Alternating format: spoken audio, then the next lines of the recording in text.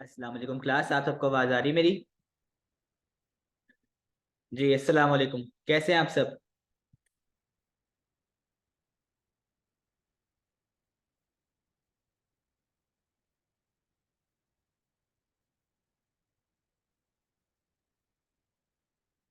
चलें जी, गुड हो गया। स्टार्ट करते हैं अपना आज का टॉपिक, ठीक है। फिजियोलॉजी चैप्टर नंबर 3 ब्लड कर रहे हैं हम, उसी को कंटिन्यू करेंगे। आज का हमारा टॉपिक है आयरन डेफिशिएंसी एनीमिया। ठीक है, आयरन डेफिशिएंसी एनीमिया। तो सबसे पहले देख लेते हैं कि आयरन डेफिशिएंसी एनीमिया होता क्या है। ठीक है, नाम से ही जाहिर हो रहा है, एक ऐसा एनीमिया जिसमें अगर आयरन कम हो जाए, आयरन की कमी हो जाए और इतनी कम हो जाए आयरन कि वो एक सवियर डिजीज बन जाए, एक खतरनाक बीमारी, तो आयरन डेफिशिएंसी एनीमिया होता है। ठीक है, तो आयरन की इनसफिशिएंट अमाउंट, बॉडी को जितनी चाहिए उससे कई गुना ज्यादा लो आयरन की इनसफिशिएंट अमाउंट अगर हो जाए एनीमिया के दौरान में, तो वो आयरन डेफिशिएंसी एनीमिया बन जाता है। ठीक है, यानी कि हीमोग्लोबिन, ठीक है, जो हमने पढ़ा था हीमोग्लोबिन में। तो न्यूट्रिशन की बेसिकली डेफिशिएंसी होती है। इसके लिए हम एक वर्ड यूज करते हैं, इनएडिक्वेट अमाउंट ऑफ आयरन या फिर इनसफिशिएंट आयरन, कुछ भी कह सकते हैं। कॉजेस की अगर बात करें, ठीक है, कि कॉजेस कौन कौन सी होती हैं इसमें, जो कि कम आप कह लें कि आयरन की इनसफिशिएंट अमाउंट बनाती हैं, ऐसी कौन सी कॉजेज होती हैं। ठीक है, देखते हैं। अच्छा, कॉजेज की अगर बात करें तो सबसे पहले है न्यूट्रिशनल डेफिशिएंसी।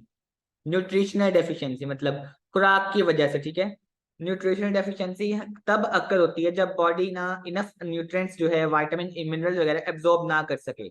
हमारी बॉडी, ह्यूमन बॉडी जो है, वो उतने न्यूट्रिएंट्स, विटामिन मिनरल एब्जॉर्ब ना कर सके जितने उसको डेली बेसिस पे चाहिए होते हैं। ठीक है, for the performing of effective daily life, daily task perform करने के लिए जितना भी उसको चाहिए होता है बॉडी को, मिनरल्स, प्रोटीन, विटामिन, उतने ना अगर इनटेक कर सके, एब्जॉर्ब भी ना हो सके, तो वो होता है न्यूट्रिशनल डेफिशिएंसी। ठीक है, उसमें क्या क्या आता है? लो इंटेक, इंक्रीज डिमांड किसकी? प्रेगनेंसी की। ठीक है, प्रेगनेंसी में इसके मोस्ट केसेस आते हैं कि न्यूट्रिशन की डेफिशिएंसी होगी, न्यूट्रिशनिस्ट की। ठीक है, न्यूट्रिशन की। उसके बाद इन्फेंसी में, इनके बेबी बर्थ के दौरान, बच्चा जब पैदा होता है, न्यू बोर्न बेबी, उसमें भी होता है। ठीक है, इसके अलावा लैक्टेशन में, लैक्टेशन क्या होता है? लैक्टेशन एक प्रोसेस होता है, जिस तरह आप कह लें ब्रेस्ट फीडिंग जो बच्चा करता है, ठीक है, मदर की सीक्रेट होते हैं मिल्क, तो उस प्रोसेस को लैक्टेशन कहा जाता है, उसमें भी इसकी डेफिशिएंसी हो जाती है। इसके अलावा एक्सेस मेंस्ट्रुअल फ्लो, ये एक्सेस मेंस्ट्रुअल फ्लो क्या होता है? यानी कि एक किस्म की मेंस्ट्रुअल ब्लीडिंग, जो मेंस्ट्रुअल साइकिल होता है, वुमेन्स की प्रॉब्लम होती है, ठीक है, हार्मोनल प्रॉब्लम्स, उसमें ब्लीडिंग होती है यूट्रस में, और दूसरे हेल्थ कंडीशन उसकी ना इसमें अफेक्ट होती हैं, तो पेल्विक वगैरह, तो वो होता है एक्सेस मेंस्ट्रुअल फ्लो। नेक्स्ट अगर बात करें मेल एब्जॉर्प्शन की, तो मेल एब्जॉर्प्शन मैंने आपको पहले भी बताया हुआ है। मेल एब्जॉर्प्शन हम कहते हैं कोई भी ऐसी डिफिकल्टी है, ठीक है, डाइजेशन में, हमारी बॉडी की डाइजेशन में अगर कोई डिफिकल्टी हो कि खुराक जो न्यूट्रिएंट्स है वो सही तरह से अब्जॉर्ब नहीं हो पा रही, डाइजेशन डिफिकल्टी, तो वो होता है मेल एब्जॉर्प्शन। ठीक है, अब उसमें क्या क्या हो सकता है? पार्शियल और कंप्लीट गैस्ट्रेक्टमी। पार्शियल मतलब थोड़ी सी, कुछ हिस्सा, कंप्लीट मतलब कंप्लीट। गैस्ट्रेक्टमी मतलब गैस्ट्रिक का कोई भी हिस्सा अगर किसी लाइफ में अगर कभी भी सर्जरी के दौरान निकाल दिया गया है, लाइक गॉल ब्लेडर, ठीक है, कुछ भी अगर उसका कोई भी पार्ट जो है, वो अपेंडिक्स है, कुछ भी इस तरह का जो है चीज वो निकाल दी गई है, तो वो होता है गैस्ट्रेक्टमी। ठीक है, अच्छा, मेडिकल टर्म होती है गैस्ट्रेक्टमी, पहले भी बताया था मैंने आपको। स्टमक वगैरह रिमूव करना, जिस तरह उसके साथ जो अटैच होती हैं हमारे डिफरेंट ऑर्गन्स, स्मॉल। इसके बाद है एक वर्ड लिखा हुआ है एक्लोराइडिया। ठीक है, ये एक्लोराइडिया, ये क्या होता है? ये आप कह सकते हो कि क्लोराइडिया, अगर आप ये यहाँ से वर्ड देखो क्लोराइडिया, तो उसके आगे ए लिखा है, ए का मतलब होता है नॉट। ठीक है, ए का मतलब होता है नॉट, एब्सेंट। क्या मतलब? ये एक क्लोराइडिया क्या होता है?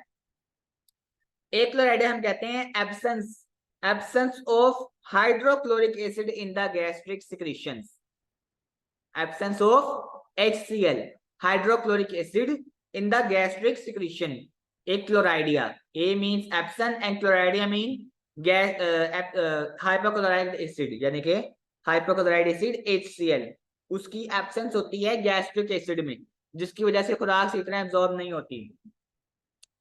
समझ आ गई बात की? उसके बाद एक और टर्म है आपकी तो अगर हम एक ना एक क्लोराइडिया को थोड़ा सा और देखते हैं कि स्टमक एसिड में अगर कोई भी डेफिशिएंसी हो गई है, अगर मेल एब्जॉर्प्शन के अलावा डाइजेशन में कमी है, ठीक है, डाइजेशन में उसको प्रॉब्लम आ रही है, तो स्टमक जो है वो अपनी स्टेप बाय स्टेप और सीवियर कंडीशन में जाता जाएगा। तो उसके साथ एक क्लोराइडिया जो है वो काफी ज्यादा अमाउंट में HCl जो है वहां पे एब्सेंट हो जाता है कंप्लीटली। इसके बाद है स्टियाटोरिया। स्टियाटोरिया ये क्या होता है? ये आप कह सकते हो कि आपकी फैट की सिक्रीशंस, ठीक है, यानी कि फैट और फीसिस की सिक्रीशन जो होती है बाय द स्मॉल इंटेस्टाइन, उसकी एबनॉर्मल क्वांटिटी जो है वो एक्सट्रैक्ट होना बॉडी से, तो वो टर्म कहलाती है steatorrhoea. Steatorrhoea abnormal quantity of fat with some faeces, ठीक है, उसकी अगर आप कहते हो कि एक्सट्रैक्ट हो रही है बाय द स्मॉल इंटेस्टाइन, तो वो टर्म कहलाती है स्टियोटोरिया। स्टियाटोरिया, ठीक है, too much fat in the faeces, आप ऐसे कह सकते हैं। बिल्कुल बिल्कुल, हाँ जी बेटा ऐसे ही है।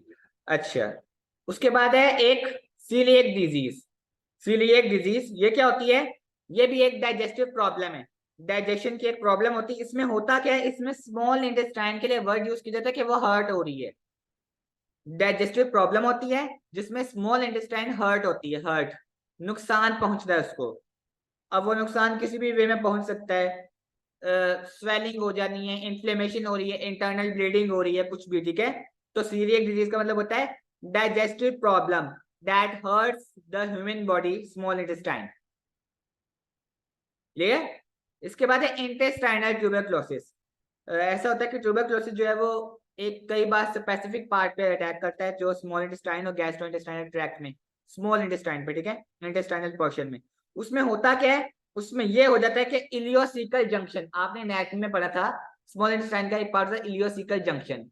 वो जंक्शन जहाँ पे यानी कि आपका वो लार्ज इंटेस्टाइन का भी सीकम वगैरह कोलोन सारे उसकी जो है लेयर बन रही होती है, वहां पे टिश्यूज जो हैं वो डैमेज होना स्टार्ट हो जाते हैं, ठीक है। तो वो होता है इंटेस्टाइनल ट्यूबरकुलोसिस। नेक्स्ट बात करते हैं एक्यूट और क्रोनिक ब्लड लॉस। इस वजह से भी ये भी कॉज होती है, ठीक है, एक्यूट और क्रोनिक आपका ब्लड लॉस। इसमें क्या होता है, पैप्टिक अल्सर। ये पैप्टिक अल्सर क्या होता है? पैप्टिक अल्सर यानी कि आप कह सकते हो कि स्टमक और इंटेस्टाइन की जो लाइनिंग होती है उसमें ओपन पोर्स बन जाना, ठीक है। अल्सर मैदे की तेजाबियत, ठीक है, गैस्ट्रिक तेजाबियत जो होती है, जलन वगैरह, ठीक है। सोर्स बन जाना यानी कि उसमें सिक्रीशन ना सही तरह हो पाना, और उसके पोर्स बन जाना, बहुत खुले मसाम इस तरह होते हैं, ठीक है। इतनी बात समझ आ गई? अच्छा जी, अभी तक हमने देखा आयरन डेफिशिएंसी नेमा का इंट्रोडक्शन और इसकी कॉजेस। अब मैं आपको लिखवा रहा हूँ सिम्टम्स। सिम्टम्स लिखे जरा, symptoms of iron deficiency anaemia. Symptoms of iron deficiency anaemia.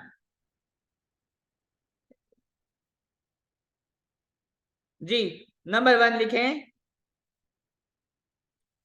Number 1 लिखें लिथर्जी। लिथर्जी यानी कि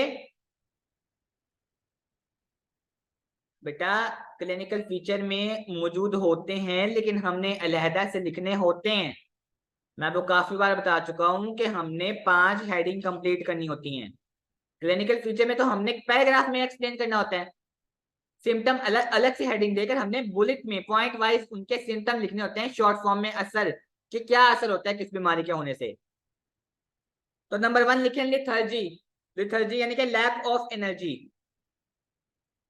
लिथर्जी LETHARGY, लिथर्जी LETHARGY, लिथर्जी। इसका मतलब होता है लैक ऑफ एनर्जी, एनर्जी की, एनर्जी में कमी होना। जी, नंबर 1 था लिथर्जी, लिख लिया।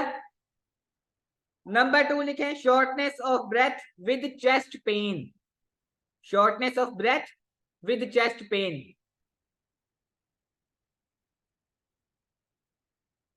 Shortness of breath in the chest pain, with chest pain.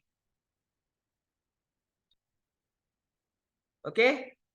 Number 3 लिखें rapid heartbeat.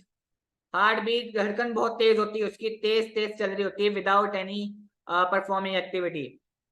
Number 3 point मैंने बताया आपको, rapid heartbeat, rapid heartbeat.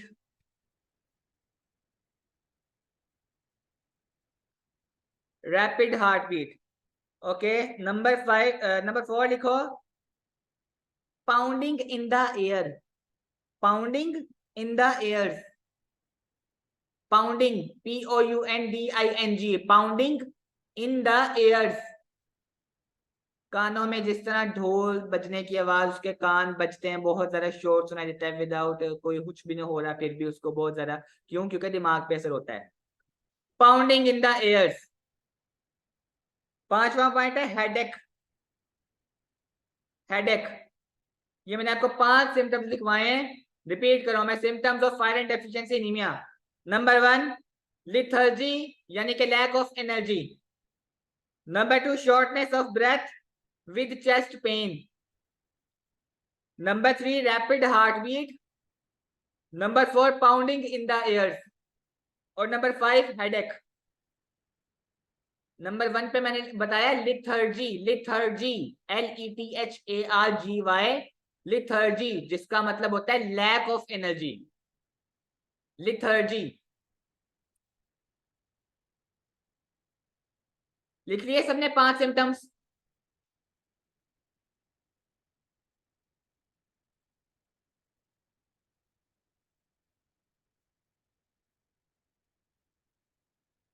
Okay जी, अब चलते हैं हमारे जो है क्लिनिकल फीचर्स पे, जिसे डायग्नोसिस भी कहा जाता है, ठीक है। तो आयरन डेफिशिएंसी एनीमिया के टॉपिक में हमारे 3 पॉइंट कवर हो गए, इंट्रोडक्शन, कॉजेज और सिम्टम्स।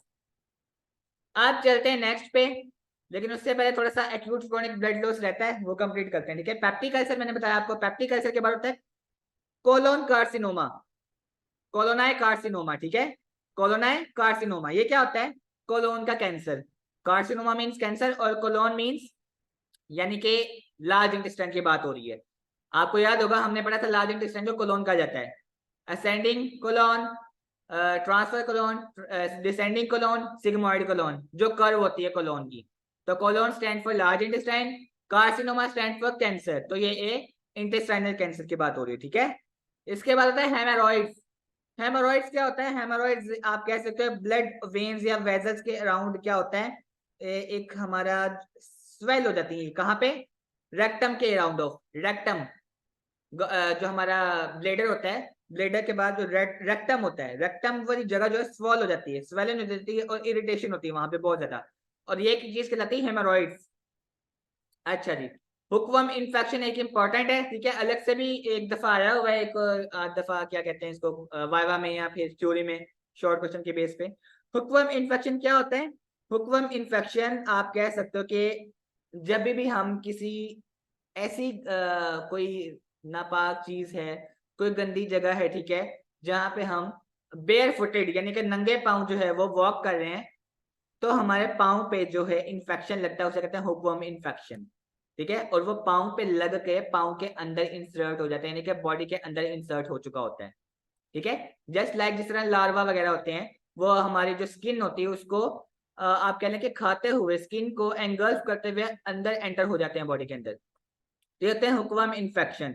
तो इसका आप ऐसे एक स्टेटमेंट बनाएंगे, hookworm infection acquired by, hookworm infection acquired by, acquired का मतलब होता है हासिल करना, हुकवर्म इन्फेक्शन हासिल किया जाता है किस तरह? Acquired by the walking barefoot, walking barefoot, नंगे पांव कहते हैं barefoot, barefoot on the contaminated soil, खराब मिट्टी पे, ठीक है, जो कि बिल्कुल भी सही नहीं थी, गंदगी थी उसमें। Hookworm infection is acquired by walking barefoot on the contaminated soil, ठीक है।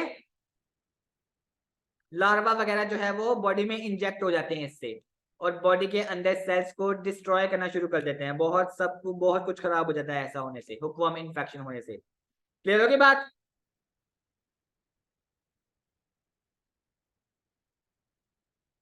आगे लिखा है बेटा, हुकवर्म इन्फेक्शन में बताया है, हुकवर्म इन्फेक्शन एक्वायर्ड बाय, लिख देता हूं मैं, आप लोग ऐसे नहीं, मुझे पता है समझ आने। हुकवर्म इन्फेक्शन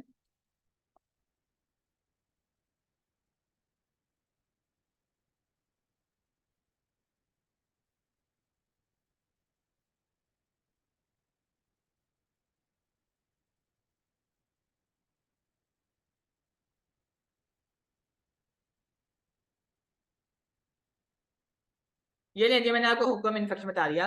हुकवर्म इन्फेक्शन क्या होता है? Acquired by the walking barefoot on contaminated soil. किसी खराब गंदगी वाली जगह पे, मिट्टी वगैरह पे नंगे पांव चलने से ये इन्फेक्शन जो है वो हासिल होता है बॉडी को। और जब ये इन्फेक्शन हासिल होता है तो लार्वा वगैरह जो है बॉडी के अंदर इंजेक्ट हो जाते हैं और वो काफी कुछ कंटेमिनेट करना स्टार्ट करते हैं, इंक्लूडिंग ब्लड, ऑर्गन्स, डिफरेंट चीजें। ठीक है,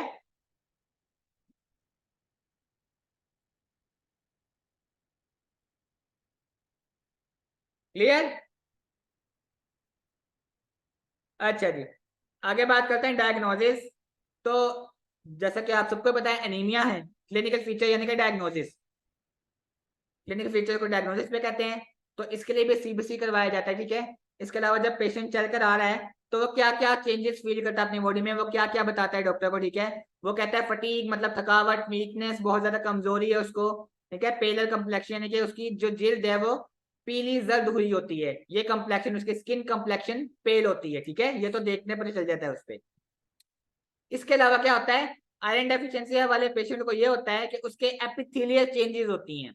एपिथेलियल चेंजेस मतलब, एपिथेलियल चेंजेस का मतलब होता है उसके जो एपिथेलियल सेल्स होते हैं उसकी बॉडी के अंदर रिडक्शन हो जाती है, रिड्यूस हो जाते हैं सेल्स। ठीक है, जो सेल्स होते हैं वो रिड्यूस हो जाते हैं और वो हमें रिपोर्ट से पता चलता है। ठीक है, इसके अलावा ब्रिटल नेल्स, आपने कभी देखा हो अगर, कुछ पेशेंट ऐसे होते हैं चाहे वो आयरन डेफिशिएंसी वाले हैं या नहीं है, कुछ को विटामिन की भी कमी होती है तो उनके नाखूनों के ऊपर व्हाइट लाइनिंग्स बन जाती हैं, नेल्स के ऊपर व्हाइट लाइनिंग्स बन जाती हैं। ठीक है, व्हाइट लाइनिंग्स वो होते हैं ब्रिटल नेल्स।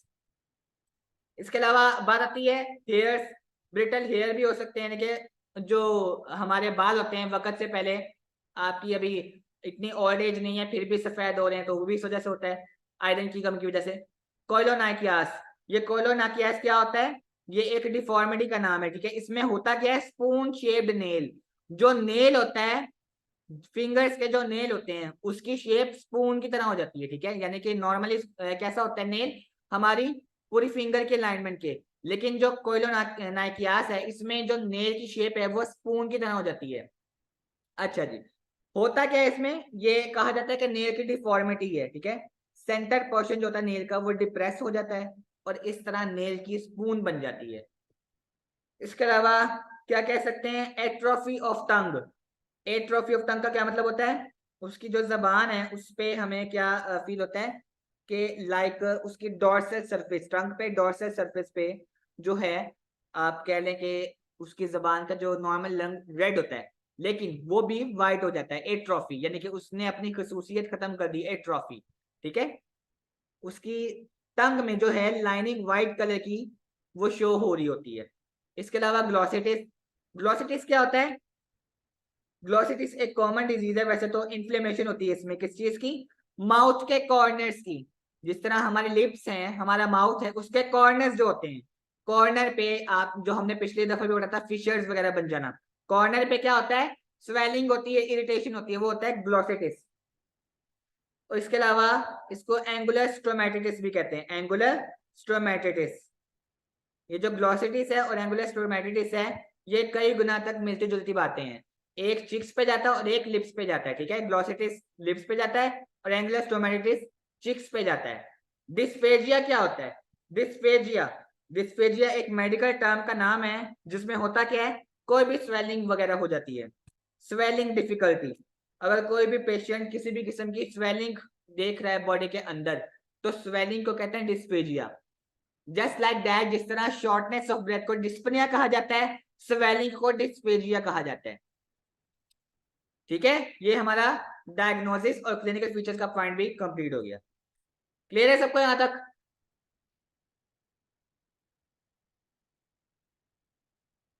अच्छा जी, नेक्स्ट बात करते हैं ट्रीटमेंट पे। नंबर 5 और लास्ट पॉइंट हमारा और आयरन डेफिशिएंसी एनीमिया के टॉपिक का ट्रीटमेंट क्या होता है इसका।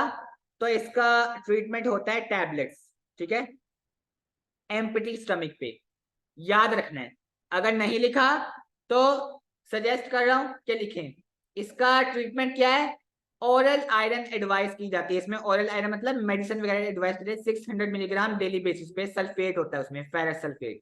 लेकिन ये करनी कैसे इनटेक, ये एम्प्टी स्टमक पे करनी, यानी कि खाने से पहले खानी होती है। ठीक है, ऑन एम्प्टी स्टमक, खाने से पहले, जब मैदा खाली हो, ठीक है, एक इंपॉर्टेंट पॉइंट है, ऑन एम्प्टी स्टमक।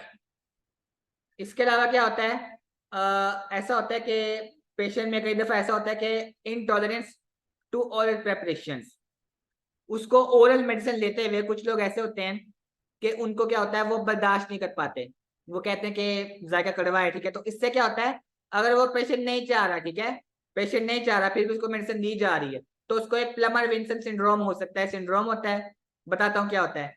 तो अगर ऐसा होता है तो उसको एडवाइस कर सकते हैं पेरेंटल आयरन, वो भी आयरन सप्लीमेंट।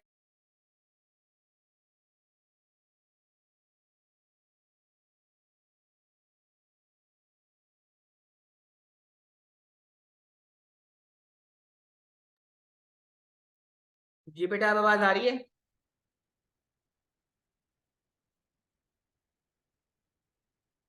जी बेटा, आवाज क्लियर है सबको मेरी?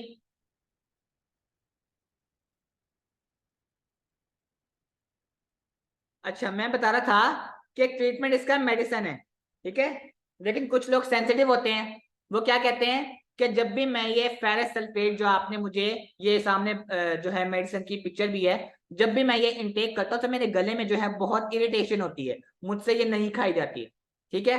वो ऐसा क्यों कहता है? क्योंकि उसको जो मेडिसिन है वो उसके थ्रोट, गला जो है वो उस मेडिसिन को नहीं बियर कर पा रहा, उसको प्लमर विंसन सिंड्रोम हो जाता है। मतलब प्लमर विंसन सिंड्रोम क्या होता है?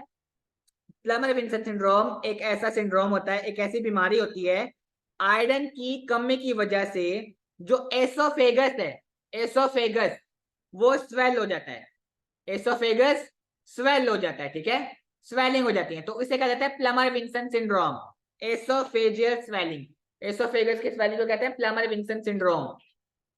अच्छा, तो फिर उसके लिए क्या किया जाए, उसके लिए क्या कहा जा सकता है उसे कि वो इसके कंट्रास्ट में क्या करे, उसको पेरेंटल आयरन एडवाइस की जा सकती है, पेरेंटल आयरन। पेरेंटल आयरन क्या होती है? ये एक भी मेडिसिन होती है आयरन डेक्स्ट्रान के नाम से, आयरन डेक्स्ट्रान, पेरेंटल आयरन जो है एक मेडिसिन होती है, डेक्स्ट्रान आयरन कहते हैं उसे, ठीक है। वो 5000 टू 7000 डाल्टन के अकॉर्डिंग होती है, तो वो इसको दी जाती है ओरल प्रेपरेशन में, वो फिर उसको ठीक रहता है, ठीक है, उससे कोई इतना इश्यू नहीं बनता। समझ आ रही बात की? तो ये था इसका ट्रीटमेंट। ये आपका एक और टॉपिक कंप्लीट हो गया, आपका आयरन डेफिशिएंसी एनीमिया का। आज के लेक्चर में अभी अब किसी को भी कोई कंफ्यूजन है तो पूछे, कोई बात नहीं समझ आई तो।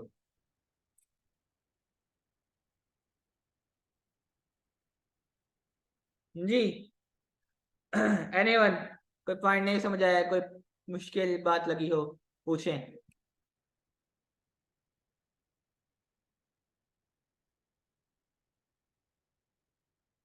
ओके, चलिए मैं पूछता हूँ फिर। आपका सवाल नहीं है तो फिर मेरा सवाल है, और मेरा सवाल ये है कि कल मैंने आपको टेस्ट सेंड किया था। जी बेटा, मुझे सबका आंसर चाहिए। कल मैंने आपको टेस्ट क्वेश्चन सेंड किए क्लास में। जी, तो बेटा टेस्ट मुझे किसी ने भी नहीं सेंड किया, ये किस वजह से, ये बताएं मुझे। सिवाय एक स्टूडेंट के मुझे किसी ने भी नहीं टेस्ट जो है वो कंडक्ट करवाया, सिवाय एक स्टूडेंट के, और जिसने करवाया मुझे उसका भी नाम पता है। बाकी लोगों को क्या हुआ था? जी क्लास, मुझे सबका रिस्पॉन्स चाहिए। क्लास में बैठे हैं, क्लास अटेंड कर रहे हैं, तो मुझे पता चलना चाहिए कि आप क्लास सुन रहे हैं, मेरी बातों को सुन रहे हैं। जी,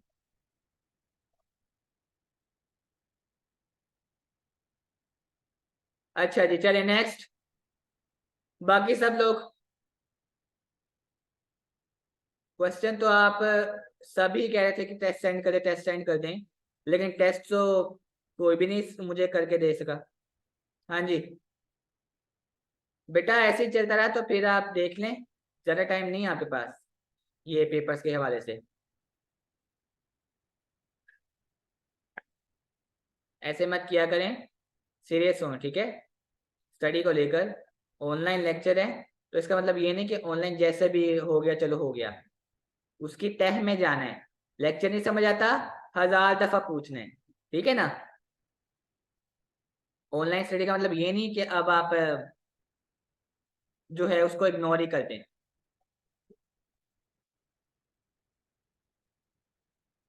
चलें कोई नहीं, नेक्स्ट टाइम ऐसा बिहेव ना हो क्लास, ठीक है। और मुझे पता है डेली रूटीन वाइज मुझे टेस्ट कौन सेंड करता है, उनकी तो चलो खैर है, जो हर दफा टेस्ट मुझे सेंड करते हैं 3-4 लोग ही हैं। ये फायदा बेटा इर्तजा और 2-3 और हैं, मुझे नाम पता है सबके, ठीक है। तो अब मुझे ये बताएं कि अभी कि आज मैंने पढ़ाया इसमें कोई भी क्वेश्चन है तो पूछें, कोई बात नहीं समझ आई जी। मैं फोलिक एसिड आपको रिपीट करवा देता हूँ, ठीक है। अब समझ आ गई आप सबको क्लास किस तरह ज्वाइन करनी है।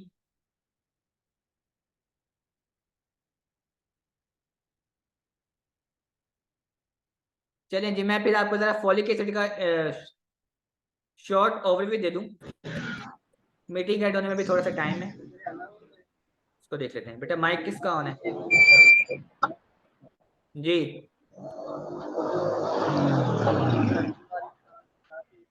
मूसा बेटा आपका लेक्चर ले रहे हैं।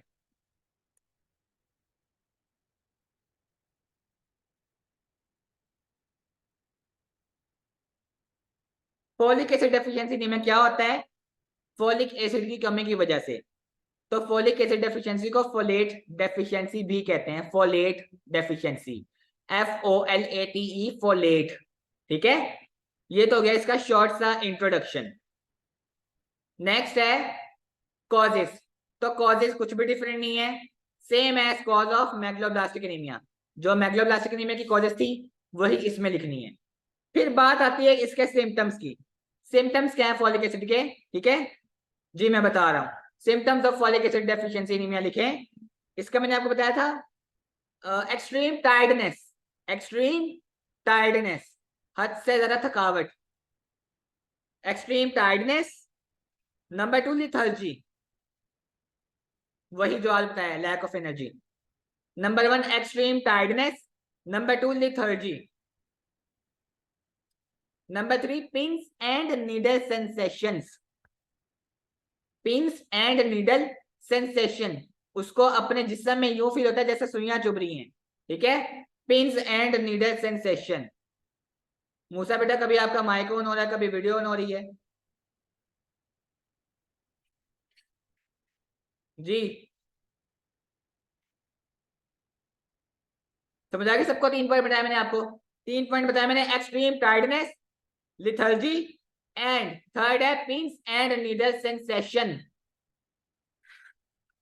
चौथा मैंने बताया है, चौथा है आपका redness and soreness of tongue, जबान में सुर्खी आना, खटास आना, रेडनेस एंड सोरनेस ऑफ टंग।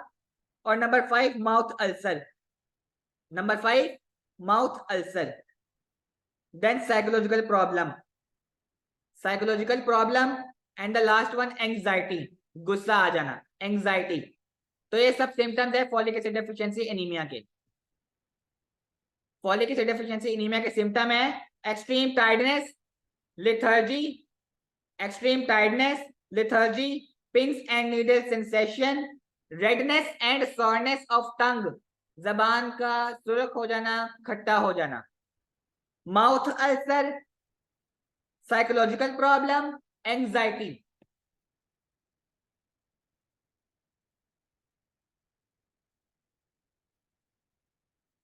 चलें जी आगे देखते हैं डायग्नोसिस।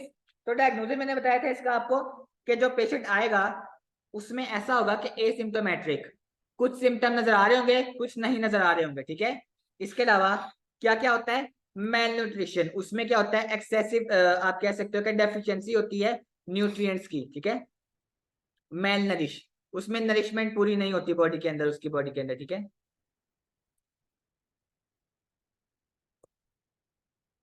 इतनी लेट ज्वाइन करें बेटा आप लोग।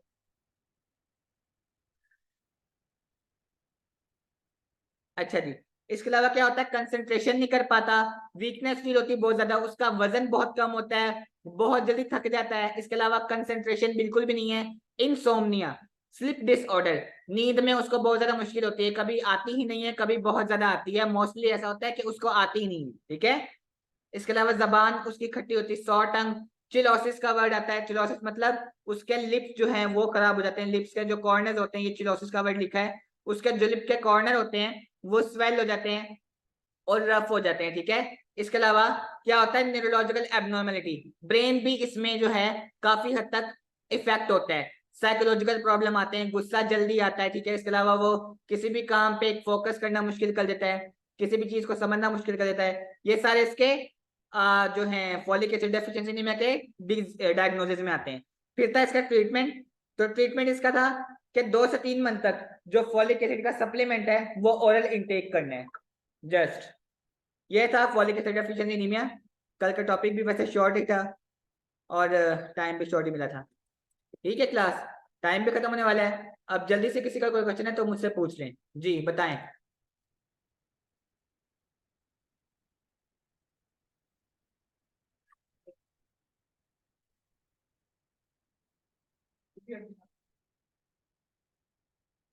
अच्छा, अपना थर्सडे का टेस्ट नोट करें, थर्सडे का थर्सडे का टेस्ट नोट कर लें अपना। ये चैप्टर नंबर 3 जो है स्टार्ट से लेकर, क्योंकि मंडे का तो किसी ने दिया नहीं जो कल होना था, ठीक है।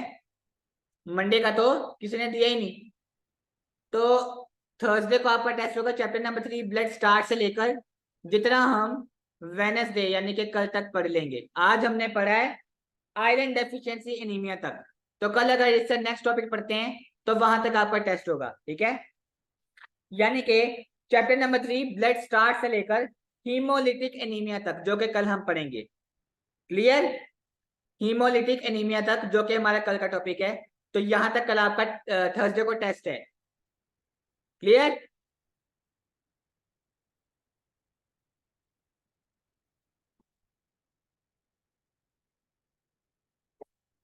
चलें जी, गुड। ओके जी, टाइम भी कंप्लीट होने वाला है, क्वेश्चन है तो कर लें।